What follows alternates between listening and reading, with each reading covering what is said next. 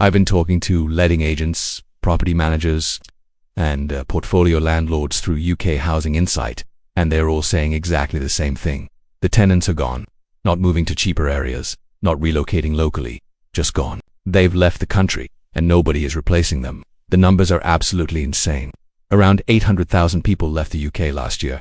Another 600,000 are expected to leave this year. These are not tourists going home. These are workers, people with stable jobs, people who paid rent every month, and they are not coming back. But here's what's really happening that most people still don't understand. It's not just about people leaving. It's about who is leaving and what they leave behind. Every single week, another tech company announces layoffs. What they don't announce is this: the majority of the workers being fired are foreign nationals, skilled worker visas. Once the job goes, the visa gets cancelled. They have 60 days to leave the country. One building I know had 12 software engineers living in it, all European or Asian, all on visas. 8 of them were laid off since January. They're gone. Back to Poland, Romania, India, wherever. Those flats are still sitting empty. The NHS is hemorrhaging foreign staff. Nurses are going back to the Philippines. Doctors are moving to Australia. They came to the UK for opportunity. What they found instead was burnout, long hours, poor pay, and nearly £2,000 a month for damp, moldy flats. So they're leaving. And it's not just skilled workers either. Deliveroo riders, Uber drivers, warehouse workers, the people doing the real work that keeps cities running, they're leaving too. Either going home or moving to Germany, the Netherlands, anywhere that treats them better. My local coffee shop just shut down. The owner was Turkish, a great guy, Ben, here for 15 years. He's going back to Istanbul. His shop rent went up 60%. His flat rent went up 40%. His takings dropped because all his regular customers had already left. That's the part nobody seems to understand. When people leave, they take their spending with them. Every person gone is one less tenant, one less customer, one less taxpayer. The entire economy quietly deflates. I know a landlord who owns 23 rental properties. A buy-to-let empire, he called it, fully leveraged. Every property mortgaged to buy the next one. Sounded smart at the time. 11 of his properties are now empty. 11. He's advertising rents at half of what he was asking last year. Still no takers. His mortgage payments didn't have though. They've doubled. He's losing £18,000 every single month. A month he has, maybe 2 months before the banks step in. 23 properties about to hit the market at once. And he's not unique. Landlord forums are in total meltdown right now. Why won't anyone rent my studio flat for £2,000? Because nobody earning enough to pay that wants to live in a tiny studio. They keep dropping rents, but it doesn't help. You can't rent homes to people who no longer exist. And the people who do exist are either too poor to pay or smart enough to see the market crashing and wait. Universities were the golden goose for landlords. Guaranteed rent, 9 months a year. Parents as guarantors. No hassle. Easy money. Not anymore. International student numbers are down nearly 40%. Brexit wiped out EU students. COVID reduced Chinese numbers. Visa changes finished off the rest. Universities are now panicking, and the housing market is feeling it first. Courses are being cancelled. Staff are being fired. Entire departments are shutting down. The University of East London has just announced it is closing 2 entire campuses. That's thousands of rental properties instantly losing value. But even domestic students aren't filling the gap. They're staying at home. Why pay 12 grand a year in rent when you can live with your parents and study online? The whole model is broken. I walked through Coventry last week, the main student area. It was a ghost town, who let signs on every street. Some houses have had the same signs up for more than a year. Landlords paid $340,000 for these houses, assuming students would rent them forever. Now they can't rent them at all. There's a portfolio landlord who owns 60 student houses in Manchester. He's trying to sell the entire portfolio for 50% of what he paid. No buyers. Not one. Because everyone knows student rentals are finished. Remember when everyone thought Airbnb was a goldmine? Buy a flat, rent it to tourists, print money. Every idiot with a mortgage thought they were a hotelier. London alone had 40,000 Airbnb listings. Had, because tourism hasn't fully recovered. Business travel is still dead. Fewer conferences, fewer consultants, fewer short stays. These Airbnb landlords are panicking. They're switching back to long-term rentals. But the maths doesn't work. An Airbnb in Shoreditch could pull in $200 a night. Long-term rent, maybe $2,000 a month. The mortgage is $3,000. My neighbor tried Airbnb. He spent 20 grand refurbishing. Professional photos, management fees, everything. 3 bookings in 6 months. He's now 40 grand in debt, and the flat has been empty since August. The funniest part is they all thought they were geniuses. Thought they'd beaten the system. Regular landlords were fools. Hotels were finished. They were the future. Now they're begging normal tenants to move in at any price. During COVID, everyone said cities were over. Work from home forever. Move to the countryside.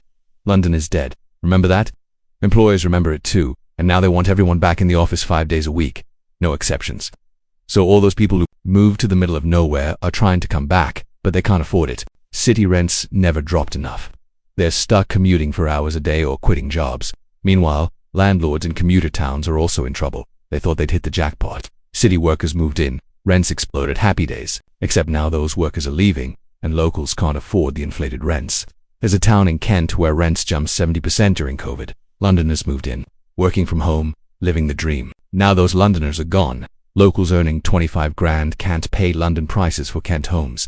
Half the rentals are empty. Let me give you the actual numbers, because they're insane. Empty rental properties in London, 9,000, that's not a typo. Nearly 100,000 empty rentals in a city supposedly facing a housing crisis. Manchester, 34,000 empty. Birmingham, 28,000.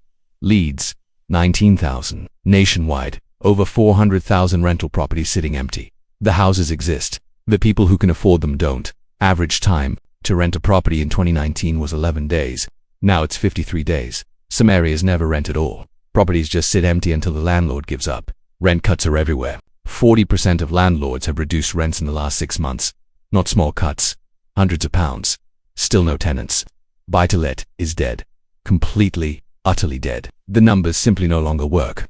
Average buy-to-let mortgage rates are around 2%. Average rental yields are barely 4.5%. You're losing money from day one, but it's worse than that. Taxes have changed. Maintenance costs have exploded. Insurance premiums have tripled. Energy performance certificates are now mandatory. Selective licensing fees keep increasing. The costs never stop. I know landlords who are literally paying to keep tenants. Paying because an empty property costs more than a subsidized one, at least with a tenant. Someone is covering the council tax. The banks have noticed buy-to-let mortgage approvals are down 80%. 80 banks won't lend because they know these properties no longer work as investments. 1 in 5 existing buy-to-let mortgages is now in arrears 20%. The banks are sitting on a ticking time bomb, hoping it doesn't go off, but it will. London gets all the headlines, but the regions are already collapsing. Aberdeen, remember when oil workers paid ridiculous rents? Those days are gone. 60% of rentals are empty. Landlords are offering 6 months free rent. Still no takers. Newcastle, once a student city, party city, supposed tech hub, is struggling badly. The students are gone. The parties are over. The tech jobs never arrived. Rents are down 40% and still falling. Middlesbrough average rent is now £300 a month, $300 for a house, and they still can't find tenants. Nobody with a decent job wants to live there, and nobody without a job can pass referencing checks. Even so-called premium locations are suffering. Bath, Oxford, Cambridge, all reporting empty rentals. All cutting rents because the international students and overseas workers who drove prices up are gone. The government knows all of this. Through UK Housing Insight, it's clear the data exists. Empty properties, people leaving, landlords defaulting. They know, but they say nothing. Because admitting the rental market is collapsing means admitting the entire property market is collapsing. And they can't do that, so they pretend everything is fine. Talk about building more homes, first-time buyer schemes, all nonsense. You cannot fix a demand crisis by increasing supply, but they keep pretending because the alternative is admitting they've broken the system. Meanwhile, behind closed doors, they're preparing for mass landlord defaults, bank bailouts, mortgage holidays. It's all being discussed quietly. They know what's coming. The UK rental market is dying, not struggling, not correcting, dying. Tenants are leaving the country. Students aren't coming back. Tourists haven't fully returned. Workers are going remote or moving abroad. The entire model of buy-to-let, build-to-rent, rent-to-exist is falling apart. Landlords who thought they were genius investors are realizing they're just over-leveraged buyers who purchased at the top. They're about to lose everything. And when hundreds of thousands of properties hit the market at once, the entire UK property market collapses. This isn't a prediction. It's happening now, right now. Every empty flat, every rent reduction, every desperate landlord is another crack in the dam. And when it breaks, and it will break, the flood will wipe everything out. If you're a tenant, don't sign long leases. Rents are going much lower. If you're a landlord, get out while you still can. If you're thinking of becoming a landlord, don't. Just don't. The age of the UK landlord is over. They just haven't realized.